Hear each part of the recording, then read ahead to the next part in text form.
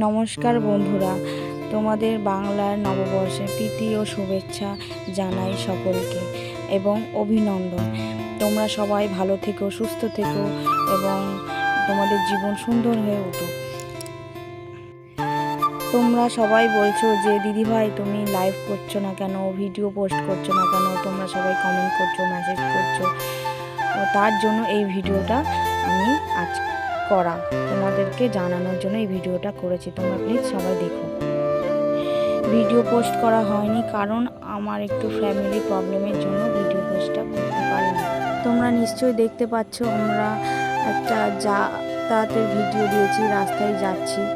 আমার দাদাভাই আমি এই প্রবলেম থেকে বেরোনোর একটা সিদ্ধান্ত বার করেছি। আমরা সিদ্ধান্ত নিয়েছি আমরা জীবনে কিছু করব, নিজের পায়ে দাঁড়াবো, নিজের একটা পরিচয় তৈরি করব, নিজের একটা আস্থানা তৈরি করব। সেই জন্য আমরা দুজনে বেরিয়ে পড়েছি নতুন উদ্দেশ্যে, নতুন গন্তব্যে। তাই আমরা এই উদ্দেশ্য পূরণ করার জন্য এই হাই রোড দিয়ে, রাস্তা দিয়ে ধরে একটা নতুন জায়গায় যাচ্ছি। কোথায় যাচ্ছি তোমরা পুরো ভিডিওটা দেখো, শেষ পর্যন্ত দেখো, দেখে বুঝতে পারবে আমরা কোথায় যাচ্ছি, কি করতে যাচ্ছি। তোমরা এই ভিডিওটা সম্পূর্ণ দেখলে বুঝতে পারবে।